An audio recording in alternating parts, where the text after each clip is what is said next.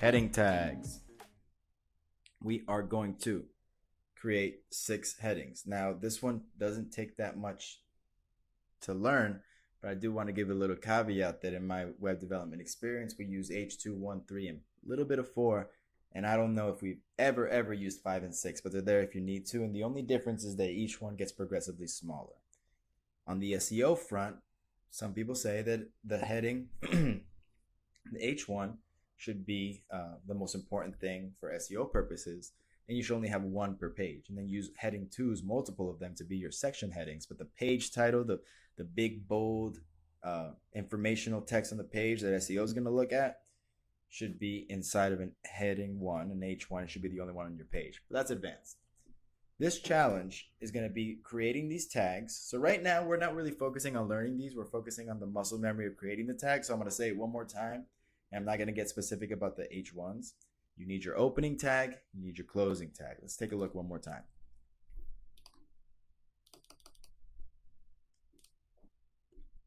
Opening, closing, 2 carets, 2 carets. Only difference is the slash and the content inside. You will forget this one and then start writing right away. You will forget this and then have 2 opening tags. Now let me make some mistakes right now so you can take a look and see what happens. Let me just get some lorem ipsum.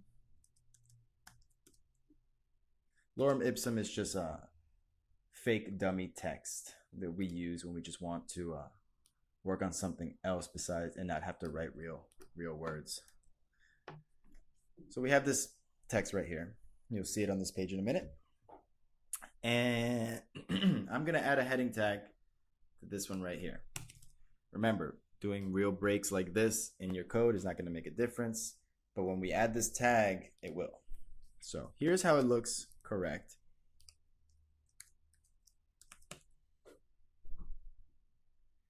And look at, and not only does it make it bold, but it also gives you a margin. It looks like a bigger one than padding, than the paragraph tag. It's like all this and all this. But what if we forgot to include our last trailing, our closing tags slash, like this, effectively 2 openings? Well, then the computer does exactly what you tell it to do. Let me read this to you the way the computer hears it. This is me talking to the computer. Hey, can you make this word, lorem ipsum dolor sit amet? I want you to make that a heading 1. Computer's like, I got you, no problem.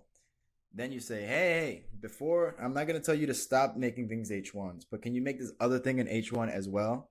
And it does. And then nothing ever really gets closed. So anything that you put afterwards is going to have the same effect as what happened above, because you never told the H1 to stop. So it's going to continue H1ing everything that you do. Watch. Around here at this point, it's going to stop because I'm going to just arbitrarily add a closing one. And that worked. So you got to be really careful with your openings and closing. Make sure you practice. Once you get that down, a lot of the stuff in web development you could just look up. But this you got to memorize. So let's just do this. Write your name with each one of the headings. And I'm going to write, oops, see, that's an error right there I made.